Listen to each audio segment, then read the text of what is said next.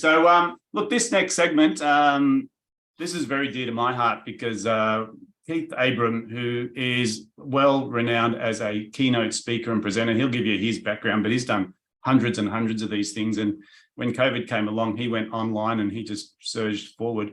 And for me, ever since the day I started, one thing I learned is if you can get on stage and be an authority, people love to do work with people who are of authority. And whenever people talk to me about networking events, I found the best way to go to a networking event was be the guy on the stage. Yeah. Because then people wanted to seek you out rather than you trying to chase leads. But it's intimidating. It's intimidating. And I know when I spoke to Keith about this, I said, look, this is probably one of those elements that people are intimidated by putting into their marketing strategy. But the fact that they're intimidated by it means their competitors are also intimidated by it. So I just thought I'd do a quick intro. Keith's been doing this for a long time. He offered to come and share some of his wisdom. He's got some amazing things that he's going to go through. So I'm going to hand over to you, Keith. And Cal, if we can spotlight Keith, that'd be amazing. Thanks, David. Appreciate it.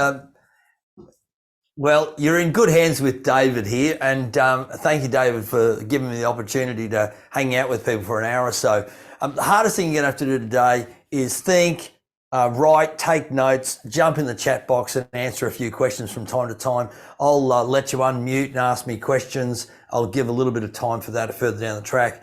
My goal today is to give you some insight, some information, and perhaps even a little bit of inspiration on how to get on more stages. I reckon that there are 4 questions that go through people's minds when they watch any presenter. What's this all about? What are they going to do to me this time? I don't know if you've ever been to a conference like that. And the third question is, okay, Keith, what's in it for me? And the fourth question is, okay, Keith, what gives you the right to, talk about this? And David gave me a kind introduction, but for some people, it's probably not quite enough. And for me, let me give you, if you don't know the work that I do, I've been a professional presenter for the last 26 years. I've spoken to 1.6 million people in 39 different countries. I've written 5 best-selling books published in 12 different languages. And I've been Keynote Speaker of the Year, Educator of the Year, Nevin Award winner, CSP, which is a global recognition of certified speaking professionals. That's all lovely. I think I'm really proud of my business. The one thing I'm most proud of in my business is these 3 stats. Firstly, 96% of my clients have used me a second time. They've asked me to come back. 64% of my clients have used me more than 6 times. And 31% of my clients have used me every year for more than 10 years straight. I've now worked with Lexus and Toyota globally for 24 years in a row out of 26. And I often say to people that the measure of any great presenter or any great speaking business is just 2 things. Do they ask you to return, and do they recommend you? And I'll share this, about this a little bit further, because one of the key things is that if I get my clients, like you, if I get my clients to keep on coming back to me time and time again, I have a sustainability. If my clients become my ambassadors for my business, in other words, they become the greatest salespeople in our business without being on the payroll, then I have not only growth, but I also have greater profitability. And so I want to share with you today on, I suppose what you're going to walk away with today are some strategies on how to get on more stages. Because why do we need to, jump on more stages? Well, the real reason for jumping on more stages for you and I is about making sure that we start to position ourselves as the go-to person. In actual fact, you have to really be clear on this. I've been fortunate for the last 7 years. I've worked with Harley Davidson. They're a great business. I've got to tell you, I'm not a biker. The only experience I've had with riding bikes has been a mate of mine had a Yamaha Pee-wee 50, and we used to ride around my mum and dad's farm on this little motorbike. That was it. When Harley Davidson approached me and said, Keith, we'd like you to come and do some work for our dealer principals, I thought, obviously everybody knows Harley Davidson. They've made movies of it, Born to Ride, Wild Hogs, all that sort of stuff. But really, I didn't know too much about what was behind the brand. And so I went online and started doing my research, and I come across this wonderful YouTube clip of a journalist interviewing the head of Harley Davidson, a guy called Richard Teerling. And the journalist asked him his question. He said, what business, he asked the question, what's it like being in the manufacturing business? And Richard Keeling looked the journalist in the eye and said, we're not in that business. And the journalist was a bit perplexed, and he obviously probably thought he was smoking crack or something, but he sort of went, yes, you are. You make Harley Davidson. And here was his reply. He said, that may be what we do, but that's not the business we're in. The journalist thought about it for a little bit, and he came back with a follow-up question. He said, okay, so what business are you really in? And here's how he replied. Let me put this up on full screen for you. He said, what we sell is the ability for a 43-year-old accountant to dress in black leather, ride through small towns, and have people be afraid of them. We are a lifestyle company. And the more I looked into this business, you know, if you think of it, this is a CVO Fat Boy. So you go and spend $54,000 on your CVO Fat Boy. The average accessory sale in Australia for that motorbike, or for anybody who buys a Harley Davidson, is $6,800. The average. So once you go and spend 50 plus K on your motorbike, you go and spend another almost $7,000 to look the part, to be part of the tribe, to be part of that community, or to be a hog Harley owner group. It got me thinking about, what business are you really in? So often we get so engaged in our topic or our offering or our service, and yet what we really need to understand is what business you're in. If you want to get on more stages, here's what I believe that is the byproduct of doing that. You build your authority. You fill your pipeline with ideal clients. David was so spot on. Your best sales interview, my belief, your best sales interview is standing on stage. Why? You've been invited to be there because somebody thought that you had value to give to their community, their association, their company. And so you're invited on stage, and all of a sudden somebody puts you in front of your ideal clients. But purely and simply by standing on stage, you build trust, rapport, credibility, authority. And guess what? It's so much easier to pitch, present, persuade people to buy your product offering, your service offering, your business offering. Because all of a sudden people build a connection. You build a bridge from where you are to where they are. And that bridge is one so often more around trust, rapport, credibility, and authority. Here's the other reason why you might want to stand on more stages. It positions you yourself as the go-to expert. And in some cases, you may even get paid to present to your ideal clients. Isn't that a unique concept? For me, I've been fortunate that I've grown my business by presenting. I've been paid to present as a professional presenter. I speak at 100 events a year. I've created a multi-million-dollar business purely and simply from speaking.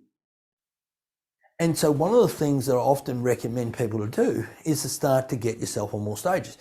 And people go, oh, Keith, but I don't know what I'd say. That's easy. We can craft a keynote. We might even do it today. But David was right. When everybody else is feeling the same way, you want to zig when everybody else is zagging. If nobody else wants to get on stage, then why not you? Why not you? Why not you to do that? So today I want to spend a bit of time with you, and I want to walk through this model. I want to put this up on the screen here. And one of the things I want to do is I want to sort of go through this model with you. I want to give you some ideas and insights around this. We're going to talk about a couple of key areas. And if it's okay, I'm just going to get a little, funky with you and take the opportunity to actually do a bit of writing with you as we go through. So here's a couple of things. I believe there are three key areas. In actual fact, just before I go any further, if you agree with what I just said about a great way to build your authority, a great way to build your trust, rapport with an audience, and one of your best sales interviews, even though it's uncomfortable, inconvenient, and difficult, if you believe that, like I believe that's one of your best sales interviews, can you just type Y in the chat box for me here, be so kind? just to make sure I'm on the right page here. Otherwise, I'm in the wrong room. Thanks, Anne. Thanks, Kelly. Thanks, Kath. Appreciate it, Ben. Thanks, Craig. Glenn, wonderful. Excellent. So people are, we're good. Okay, so let me share with you what I believe the 3 things that you need to master if you want to get on more stage, build your authority, build your credibility. Thanks, Rob. Build your credibility as part of this process. So 3 key things. Got to build your profile. Now, I don't think I'm going to tell you anything that David hasn't told you about building your business, around building your profile. What does that look like? Who is your ideal prospect? Now, David would have got you to be very clear on who your ideal prospect is for your business offering. I want you to get to think a little bit about who's your ideal prospect who's going to put you in front of an audience. Is it an association group? Is it a supplier? Just worked yesterday with a fabulous coach, and just talking to her about she's now getting paid by a supplier to present to their customers. Why? Because the supplier of that product wants to build rapport with that particular group, and she is not so much the ambassador or the spokesperson, but she's the gift that they're going to give to their network. Could you be the gift for your ideal clients, but be paid for or supported by a particular supplier, sponsor, or whatever it might be? So who's the ideal client for you? Firstly, you probably know this, but who's your ideal client? And then where do they hang out? Do they belong to an association? Do they belong to a networking group? Do they belong to, do they go and use the same product suppliers? And so I've used all of those different angles. I've been sponsored by a third party to go and present my information because they're proudly brought to you by Tower Insurance, proudly brought to you by QBE. And so maybe you could be that person. So an audience, who's the audience that you might want to think of? And when you start thinking about the audience, firstly, think a little bit about, okay, the top, is it, how many presentations do you want to do? Let's say you want to do 10 presentations over the next 12 months to your ideal client groups. Maybe it's 5, maybe it's 105, who knows? But let's say it's 10. That being the case, you probably need about 40 contacts, because you're going to work and you're going to build a relationship. You're going to start having some conversations. I just work on a 1-on-4 ratio because, some people will use you this year, some people will use you next year, some people will use you again the following year, some people might not use you for 3 years. So that might be, look at that. The next, I almost feel like I'm preaching to the choir here, David, but this is about positioning. This is about making sure that you position yourself as the go-to person. So this is about making sure that you position yourself as the go-to person. So, which means that whatever you're going to speak upon, it's got to be commercial. All too often as presenters, being guilty as charged, is that we fall in love with our topic. So for me, one of my topic is goal setting. And I want to give you just an understanding of the commercial reality. And so I'd go and knock on people's doors and talk to them and say, look, I'd love to run a goal setting workshop for your people, a keynote presentation. And they go, Keith, we've done that. We've done that before. Our people set goals every month. Our people have set goals every quarter. Our people have a thing called a business plan. And of course, in my head, I'm going, no, not like I do it. Not like I do it. I've got a fair bit of research and expertise around this area. But I went away and I go, okay, goal setting is not selling. It's needed, but it's not selling. I don't want to change the topic, but it's not selling. What do I need to do? And here's what I want you to write down. Whatever you're presenting, what is beyond that topic? What is beyond that topic? So I sat down and I thought, okay, goal setting, if I can get people to set and achieve their goals faster, easier, sooner, you know what happens? They turn up at work a hell of a lot better. They turn up in life a hell of a lot better. In actual fact, here's how I positioned it for my clients. I'm going to help create engaged, enthused, and energized people. I use goal setting as the methodology to do that. But let me ask you this question. What CEO on this planet does not want more engaged, enthused, and energized people in their organization? There is not one. So the question I've got for you is, what topic could you share that people are compelled to grasp hold of and say, my audience, my members, my clients, my customers, my team members need to hear that? And that is your commercial topic. And if it's okay, I'm happy to share with you how you find that out. And I'm going to make this a fairly fluent presentation, but let me go through the model, and then I'm happy to come back to any one of these 9 and you ask me what you want to talk about. But I'm happy to share with you the 4 questions you need to ask yourself if you're going to identify what your commercial topic is. Yeah, great. Okay, can I just jump in quickly? Sure. I'm just going to jump on beside you. When you said that, about 8 years ago, we had an epiphany in our business because we were using the loyalty ladder, which is, suspect, prospect, and you go from client, customer to member, rating, fan. Yeah. And we were talking about referrals, and we said, who refers the most work to us? And it turned out that people who serve our clients are our best source of referral. Yeah. But we started running events with accountants, marketing companies, IT providers.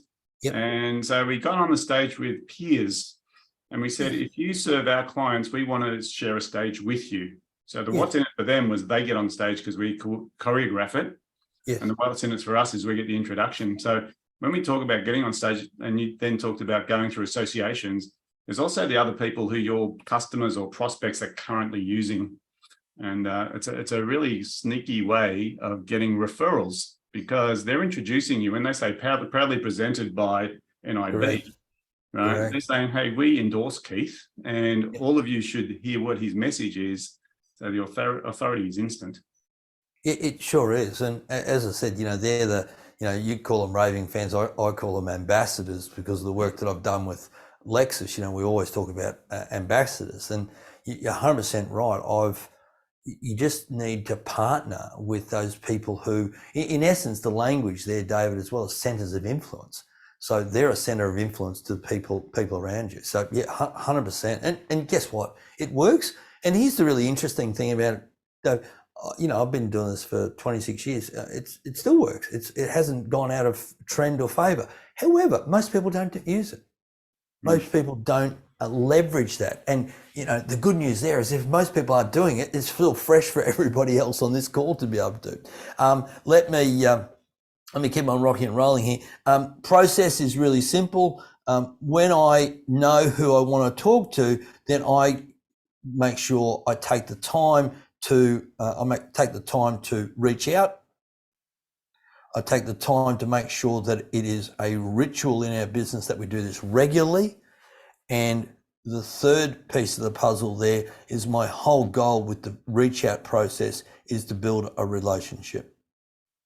And so whether that reach out is on LinkedIn, through your database, through centers of influence, the suppliers that you work with, the accountants that you work with, people where you find those, making sure. So I often think that reach out, you can do, 1 of 4 things, face to face, ear to ear, mailbox to mailbox, screen to screen.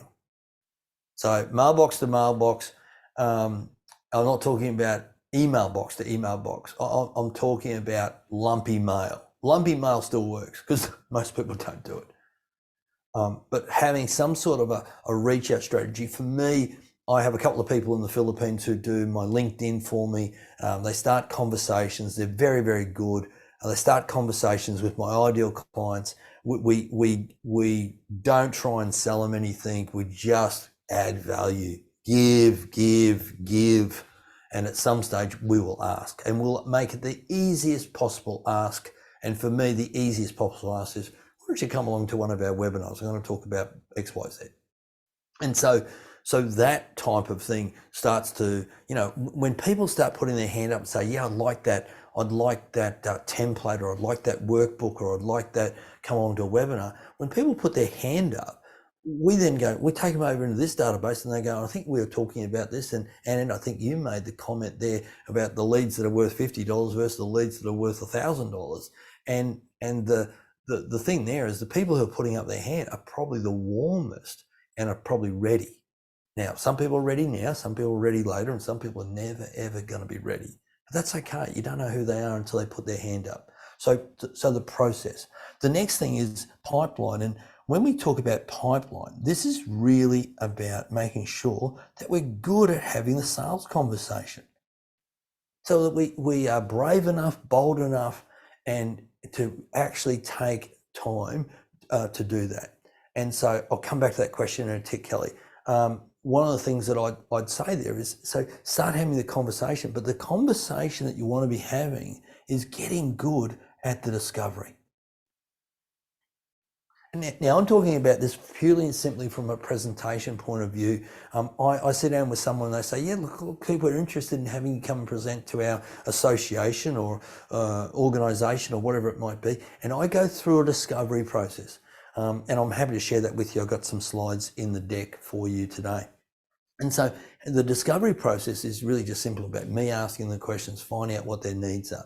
The next is that from that discovery conversation is being brave enough and bold enough to convert that opportunity. And my easiest close is really simple. My easiest close is the next step is, thanks very much for chatting today, Larry. The next step is I'll put together an outline for you. When I send them the outline, well, the next step is look for a date. The next step is, are you happy with that? Great. I'll send you an invoice. So then always about the next step. And the other piece of the puzzle here is that most of us are not consistent. And, actual fact, type Y in the chat box if you are consistently inconsistent, or is that just me? We start, we stop, we start, we stop, and we have to become consistently consistent. We have to make our reach out to our clients. Thanks, David. Thanks, Craig. Thank goodness somebody put their hand up for that as well. Otherwise, I'm just hanging out here by myself with all my friends. And so it is really about making sure that you become consistently consistent. The people you talk to about getting on a stage today won't be ready for 3 months or 6 months. They might be ready tomorrow. They might be ready in a week's time or a month's time. But so often they're not ready. And that's why you need to stay in touch with them. My favorite story of, one of the things that I don't have too many talents, to be perfectly honest, ladies and gentlemen. I dropped out of school twice. You got to be a special type of child to do that. My mum got me my first job at the local council as a weed inspector. That's an interesting role to do on the Gold Coast. So I'm not super talented, but you know what my superpower is? I'm tenacious. My belief, you might want to write this down, but my belief is tenacity wins every race. I don't have to cross the line first. I just have to cross the line. I just have to hang in there. And so one of the clients, one of the prospects I met early on, like in my first year of business, I started a conversation with them. They said, oh, look, Keith, you're probably not the right fit for our business. And I said, oh, okay, no worries at all. Well, can I stay in touch with you? Sure, no worries at all. You always got to have a fallback. From a no, you always got to have a fallback position. And so, can I stay in touch with you? Sure. Okay, I'll reach out from time to time, put you on my newsletter, blah, blah, blah, blah, blah. I stayed in touch with that client for 16 years. 16 years of no. 16 years. And now, by the way, it was never no, piss off. It was just no, not now. No, not this year. No, we're bringing somebody in from the US. No, we're going to use internal people. No, we're not going to do anything around goal setting this year. No. 16 no's. 16 years of no. 17th year, they ring me up. They said, Keith, we'd like you to speak at a conference. I said, let me check my diary. Check the diary. It's all good to go. That was 7 years ago. So 3 years of that, it's actually 8 years ago now. 3 years of COVID, 5 years before that. That client has invested, and I've earned from that client and the people in their group, I've earned 1.25 million from that. They have licensed my books, published my books in different languages for all their people in Europe. They have They have put me on stages, leadership events. They've taken me to South Africa, up through Asia, Kuala Lumpur, Europe, and I'm just glad I didn't give up in the 13th year. So you've got to be consistent, and that's the same for people in your business. Some people are ready to buy now, some people are ready to buy later. When we talk about product, I talk about presentation, and one of the things that I'd say here around presentation is that you've got to be remarkable. In other words, you don't have to be. I've had 5 professional world-class coaches work with me to present. You can't, because I do this for a living, so I have to be good. Otherwise, I don't get employed, because I'm the noxious weed inspector. Not too many people want a noxious weed inspector to speak at their conference, but I want a goal-setting guru, okay? So you got to be remarkable. Why? Because when you're remarkable, you become referable. And when you become referable, you become rebookable. Makes sense to everybody? Here's what I'd love you to do. In the chat box, now, in the chat box, which one of those areas do you believe you need to work on? Which one of those areas do you sort of feel like, you know, Keith, this is resonating with me and I think I need some help in this particular area? So can you type that in the chat box for me, and then I might just use that as where I go for the next 33 minutes. Just making sure that I'm sort of helping people in the right direction, not doing my stuff. Positioning, consistency, Kelly, yep, good. Becoming remarkable, okay, David, yep, good. Referable, Dan, okay, excellent. Anybody else there? Anything else I can assist you with? Consistency, Glenn, for you, okay, good, good, good. Okie dokie. Anything else? And converting, Annette, okay. I might just handle, Annette, for you, I might just handle converting. For me, if I've done a great discovery process, and I, you know, virtually build a presentation or some content with a client, the converting should, becomes a hell of a lot easier. You know what I often find, Annette, is that we get the conversation wrong in the amount of time that we spend on certain areas. So you know what tends to happen is that some clients, and I'll just, let me put this on here and let me do this, and let me do something that is a little funky here. I want to just revert to a different presentation, if that's okay. Now, this is almost a little unprofessional, me changing presentations, but the best way to describe this so I can handle this one right up front is a little model I have here. Whoop, there it is. Bear with me for a tick. You know, one of the things, we've got to get this right around here. And this is where often what we find is people move from a product flogger to a problem solver. And here's the ratio of what we need to do. You know what product floggers do? They spend 5% of the time greeting. They spend 15% of the time asking questions because somebody told them they had to. They talk about all the features of how good they are, what they can do, and then try and close. And really what we need to do is we need to change it the other way around. We need to spend 50% of the time building rapport, trust, and credibility. And then we need to, spend 30% of the time. Oh, sorry, that went off pretty quick. Bear with me for a tick. Let me put it back in here. Then we've got to spend 30% of the time asking quality questions, the discovery process.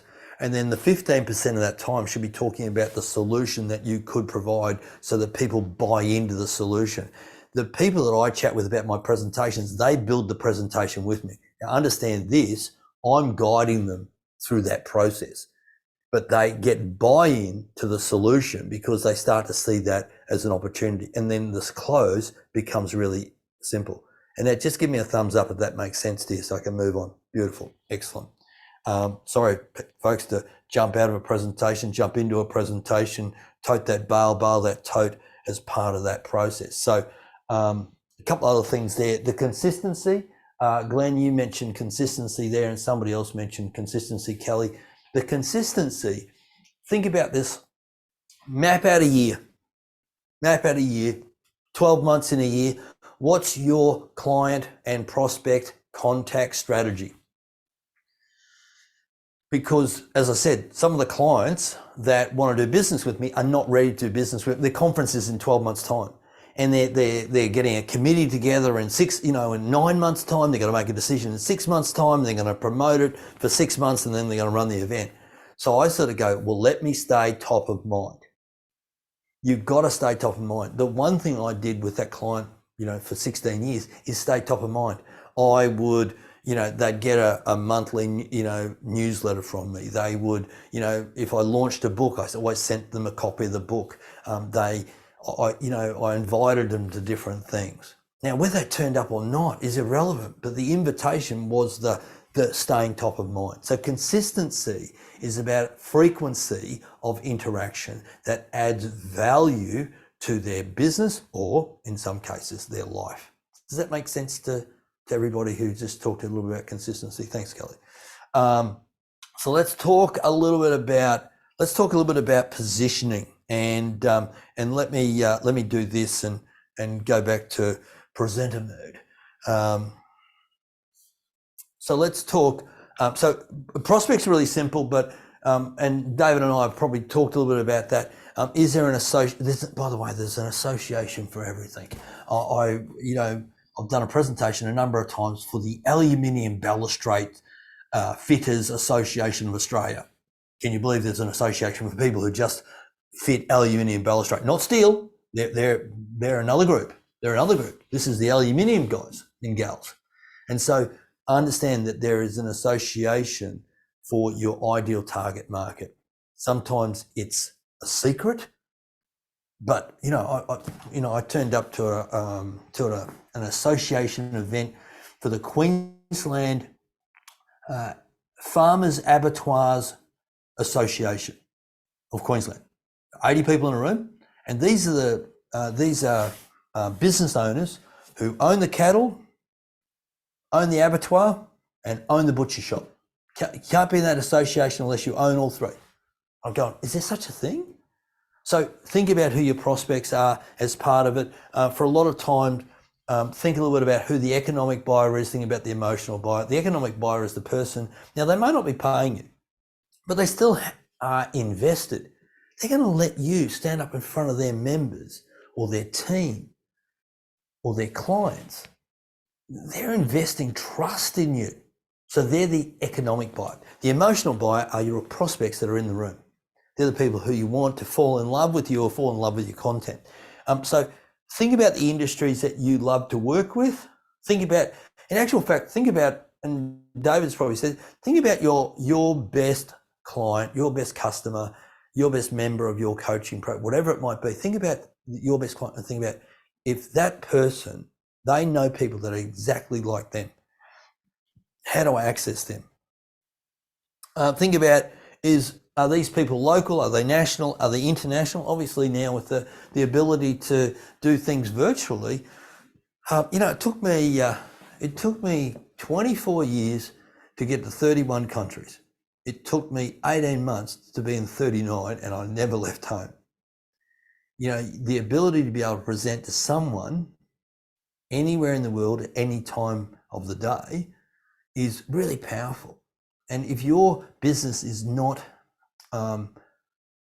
influenced by borders and boundaries, then why wouldn't you start to see who else could I do business with globally? And then I always think you've got to understand what's the criteria of somebody who is going to be a great audience for you. Is it a size? Is it the turnover? Is it the locations they're in? Whatever that might be. Now, so build a bit of a hit list of who those people are. And now let me talk about positioning, because I want to talk about prospect before I talk about positioning, because this all feeds in together. When we talk about what's on the other side of your topic, here's the positioning you need to do. Let me put this up on full screen for you.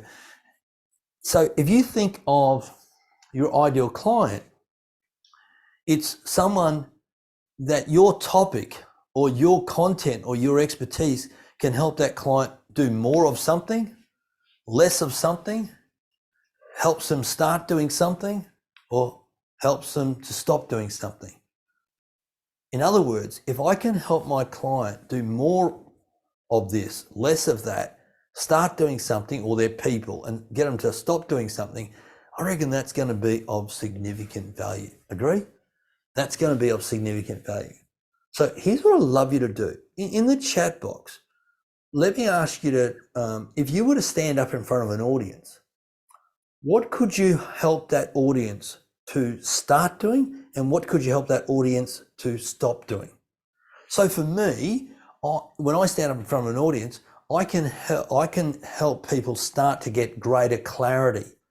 And the second thing I can stop them doing is stopping them doubting themselves and procrastinating.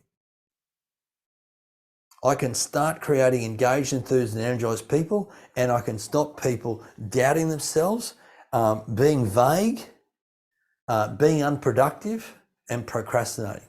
What can you help your clients to start to and stop to?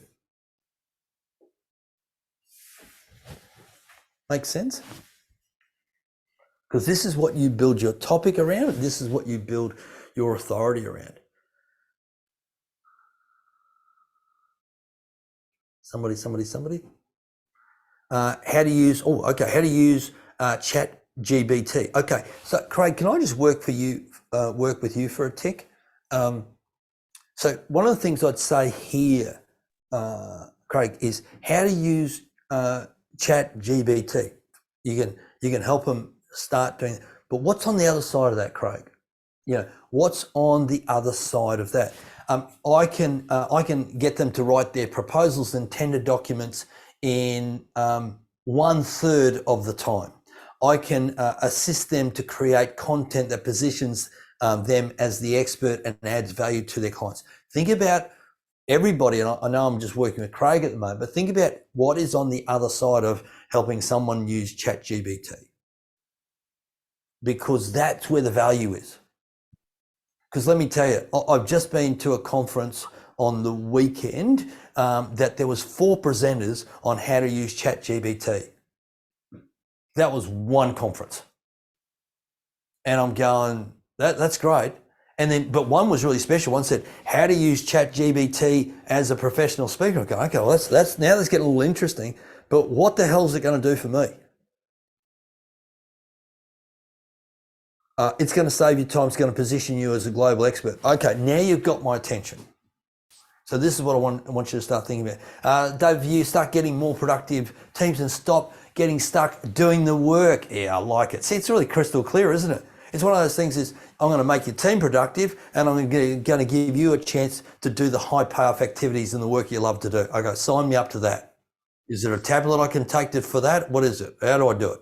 And so, you know, you get into that. Glenn, for you, start to look at the right products for their business and stop making the wrong decisions. Okay, so Glenn, what I'd say to you is, what's on the other side of that? We're going to make sure that you have a lens that you can look through, so that you can identify the most high payoff products. Yeah, Glenn, I'm making this up. I don't even know what you do, but we're going to show you a really simple strategy on how to identify the very best products for you, so that you can make 95% of the time right decisions. Okay, now you got my attention. So you've just got to craft this a little bit in a way that you start to go, how do you position it? Because I got to get a hook. I got to look at it and go, this is something I want to do. This is something I want to jump into and make happen. Does that all make sense? Just Craig, and for Glenn, just jumping on that. Yeah, it's the feature versus the benefit, David. Yeah, 100%. But it's really putting it in their shoes. You got to wear their hat. You got to wear their coat. You got to wear their slippers, and you've got to be the person who goes, okay. Because when you know your ideal clients, see, I have a coaching program for professional speakers, professional coaches. I have a coaching program for them, and here's what I do know is that if you're a professional speaker, you want 3 things. You want to attract more bookings. You want to generate higher fees, and you want to leverage your expertise in IP. Every speaker, because what does every speaker want? They want to be standing on stages. They want to make sure that they're getting the most amount of money for every time they do that, and then they want to be able to leverage their IP so it lives on a little bit longer than they do. And so that's understanding what your market really, really needs as part of it. I wanted to talk a little bit about the remarkable presentation. Craig and Glenn, does that make sense what I was just sharing with you before? Is that cool? Either a thumbs up in the chat or a Y in the chat or something like that. Otherwise, I'm happy to go back and do something a little bit different. Thumbsing up on the screen, Keith. Oh, they're thumbsing up on the screen. Sorry, I'm not saying I'm not looking at the screen. Oh, sorry, thank you. That's cool. Let's talk about that remarkable presentation, if that's okay. So a couple of things here when it comes to this remarkable presentation, and we come back to this model here. Remarkable, referable, recurring, rebookable. One of the things that I often say to most of my audiences I stand up in front of is, in actual fact, you and I need to stop communicating with people. We need to stop communicating. What we do need to do is we need to start connecting better. We need to start connecting with people. How do you start to connect more effectively and more efficiently with people? Is that you start to, let me do that, let me do that, let me do that, let me do that. You start to make sure that whatever information you share. So let me share with you a couple of key strategies to be able to create more effective, more dynamic, more remarkable presentations. There's a couple of things that you and I need to make sure that we do, and I'll put this, in actual fact, I'll put it up on full screen. The first thing you'll do is you've got to have some great content. You've got to have great content. It's got to not be the same stuff that everyone else talks about. You know, so often I talk to people and they go, oh, I'm going to talk about leadership. Wow, never heard that before. You know, like, so you got to make sure that whatever content you're going to speak on, it's got a different angle to it. Otherwise you sit, you know, by the way, otherwise you fit in the sea of sameness. And David would have shared this with you, if your customer, your client cannot differentiate yourself from the guy up the road or the gal up the road or down the road, guess what? You fit into a sea of sameness. And you know what they'll buy you on? Price. Last thing I want anybody to buy me on is price. So you've got to have some great content that sets you apart. The second is you've got to have the context. And the context is how you present it. Is it slides? Is it virtual? Is it in person? Do I use a handout? Do I, do what David did when I first jumped into the call? He's got the matrix up there and the scalability and map out where you're at. Is it that type of diagnostic that you share with people? The context of how you present it. The third is the confidence. And the only, all the people that I mentor, when they're developing a new keynote, they go, geez, I feel a little bit, they can present. But what I get them to do is go and present that 10 times for free. Why? Because the more you present it, the better you get. Because you go, oh, I could have done that better. I could have shared it this way. I'm still learning stuff, folks. I said to you, I've had 5 coaches. I did something yesterday for a group up in Noosa, and in the car on the way home, I live in Brisbane, and in the car on the way home, I went, I could have done that better. I could have done that better. But what I did around that was great. So I can put a little lid on top of that, but this I need to be better at, how I explain something. And then the last piece here is a compelling offer. And this is, David, where lead generation happens. So one of the things that I like to share with people is, if you're presenting to someone, how do you get 75% of the audience to give you their contact details? You've got to have a compelling offer. You got to have a compelling offer that makes it easy for people to say yes. Now, I'm not talking about, buy my book, and by the way, we'll give you $1,000, buy my $30 book and we'll give you $1,000 extra, blah, blah, blah, blah, blah. People go, well, it can't be $1,000. If you're giving something for $30 and $1,000, it doesn't make sense. But what you could do is, hold on a tick. I've got my little trusty card here. So this is the one thing that I recommend everybody do. Sounds a little old fashioned. I've tried QR codes. QR codes obviously for anything virtual, but for in person, I use a card like this. In actual fact, here's a photo of my younger brother, the one with hair. So I use a card like this, and on the back, I've got and I'll put this back up here. It'll come into focus. There you go. There's a little note up the top there. What did you enjoy about the presentation, and what value has Keith provided to you? Now, here's the reason why I asked that question. So I'm going to feed those comments back to the organizer. Why? Because I want them to hear from their people that I was fantastic. So then they go, well, our people loved you, Keith. We should get you back. That's a great idea. I'd love to come back. Obviously, the other thing there is the first name, last name, email address as part of it. Now, that's all obvious stuff. Let me talk about the compelling offer. And here's my compelling offer. And here's how I set this up, by the way. I'd love to, I trust you've enjoyed today. I'd love to continue the conversation with you. And to do that, I'd like to help you to go on a bit of a journey. I want to give you my weekly blog. I do a weekly blog. About 11,000 people get it every week. It's a video and a little bit of information just to help you be able to set and achieve your goals faster, easier, and sooner. Also, I want to give you an audiobook. If you just fill in the card, I'm going to send you the audiobook, put you on the blog. I'm going to send you some worksheets, and I'm also going to send you a playbook that I created. Now, if you'd like those, just fill in the card and make sure you write down what value is as well. And we'll collect that up and we'll make sure that happens as part of it. Now, by the way, if you don't want that, have a nice life. It's okay. I'm just really want to work with people who want to work with me, and I make a bit of a joke of it. Everyone has a little bit of an uncomfortable laugh, and people fill in the card. The real little one there is the one down the bottom.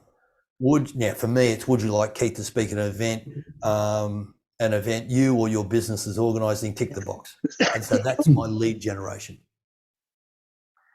75% of the audience. So I'll give you an example. One of the people on my coaching program just implemented this. They spoke to 500 people at International Women's Day. They were all women, female business leaders, corporate business leaders. 500 people ticked their compelling offer, and 38 people said, we'd like you to speak at a conference. So there's their lead generation for the next 6 months from one event. And so that type of system works. Keith, what about QR codes? You'll notice in the handout, in the back, in the inside back cover of my handout are a series of QR codes. And so, being totally transparent, if there's something, if you want me to give you some more hints and tips about getting on stages, jump into our Facebook group. If you want to have a chat with me, click on the QR code. And so, that's the easiest way to attract people to you. And you obviously then send them to a landing page, get them to fill in the details, all that sort of stuff. People say, why not the QR code? Keith, everyone's used to QR codes. What I find is that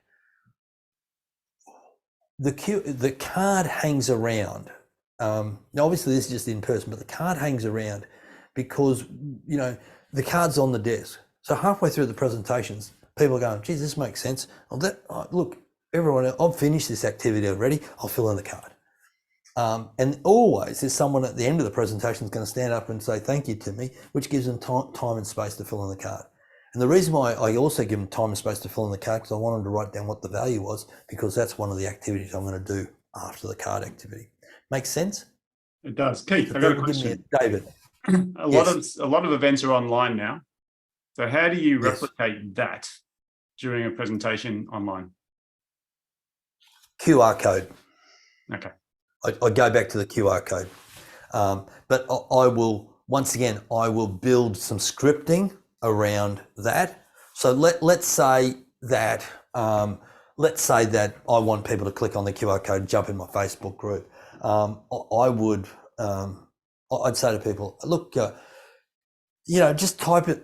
Here's what I'd love you to do. Go to the inside cover of the back workbook, grab your phone if you'd be so kind. If you'd like to continue the conversation with me, it's the same scripting. If you'd like to continue the conversation with me to help you get on more stages, generate higher fees, just scan the QR code. There are a number of offerings there.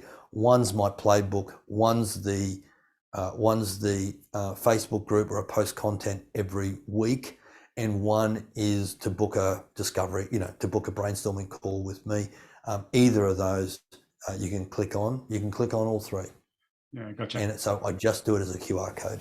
But I set it up, David, and say, grab your phone, open up the workbook, click on that. And the other thing that I do as well, David, is let me go, here's the QR code for all of my resources. So I'll build. So by the way, I'm not a QR code, but I would say, so I might put that up on screen. Yeah, gotcha. And I think like you touched on something important there, which is early and often. So you're offering the resources from the get-go rather than getting to a close. Yeah. Yeah, that's right. And because what we're trying to get people to, Dave, is I'm trying to get them to an easy yes. Yeah. I'm really conscious that that people get pitched to a lot, and I'm really conscious that I don't want to take people too far too quickly. And so look, and there are some people who just, I'm going to run a seminar, I'm really only looking for the 20% in the room, and the other people just cannon fodder.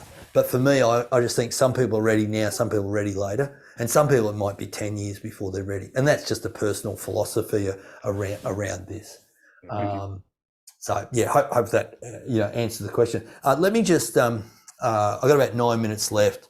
Let me just finish off around the presentation, if that's okay, and then we're heading in the right direction.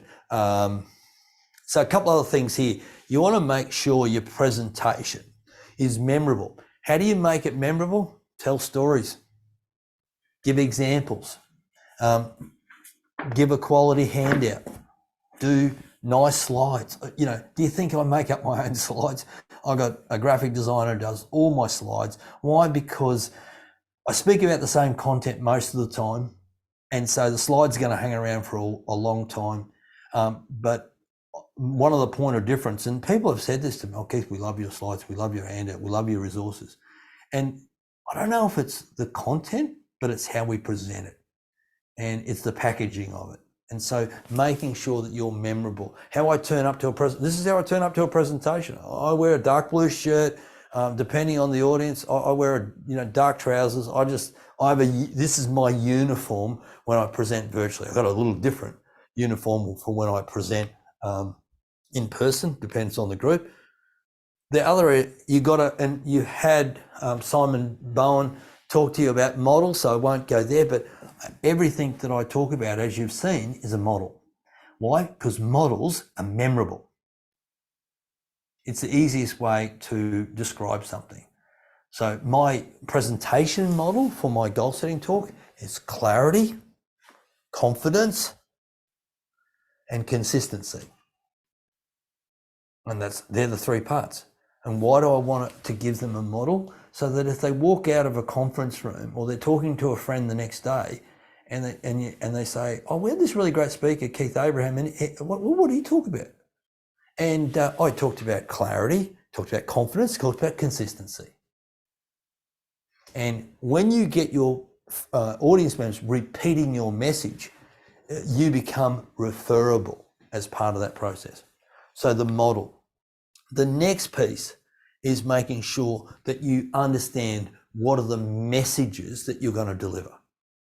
And so for me, that structure of a clarity, there's three parts to it. Confidence, three parts to that. Consistency, three parts to that. And they could be, one of those parts could be an activity, one could be a story, one could be an analogy, one could be getting them to share an idea or an experience with someone. So making sure that the messages and the methodology is really crystal clear as part of it. And then the mechanics. So the mechanics is, do I use slides, or do I have one of these little clickers and my studio set up, I have 3 cameras in the studio, and so it gives me the ability to create, through the mechanics of it, it gives me the ability to create a great experience. And then, not that I like to talk about this, but the craft of speaking, how I use my voice or how I use my body, how I use my presence, that's part of the stage stage mechanics, if there's, if you position it that way. So the mechanics is the physical thing, and then the stage mechanics or the presentation mechanics is the other part. So a couple of things. So what does that all look like from a presentation point of view? The presentation point of view, and let me put this on full screen for you, is something that looks like this. Start a presentation with a strong opening. What was my opening? My opening was Harley Davidson. Answer the questions. They're the 4 whats. The premise is what we're going to cover today is the pipeline, profile, product, presentation, and then just giving examples or giving stories or using analogies for each one of those 3.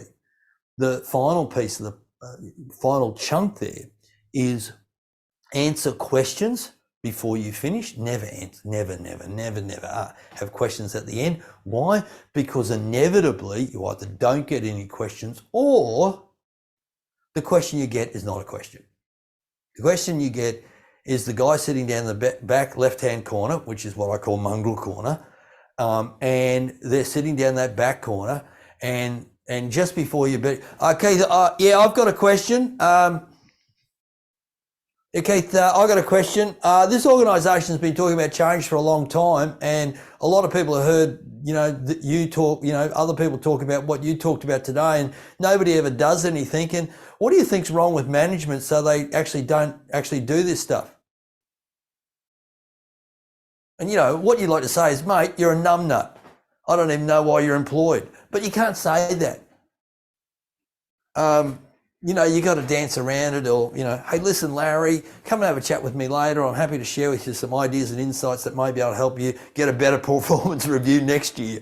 Whatever it might be. So never finish on questions. Where it says review there, the comment I'd say to you around review is that's where you put in your call to action. Now, David, you made a comment there before, and I should have picked up on it, that when I'm doing virtual and sort of, my pitch to my ideal clients, I will put the QR code in early and then I'll do it again. When I'm doing it in person, I'll only do the card once. So there's a sequence to it. And then obviously a strong close. I have 2 minutes for a strong close, so best I do that as part of this process. Let me type in the chat box, what's been of value today? Geez, I hope I see something. What's been the value today as part of what we've been talking about?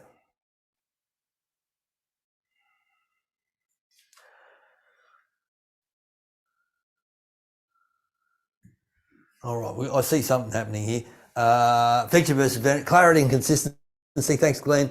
Being consistent, thanks. And at your model, hearing and seeing it in action, like tenacity wins every race.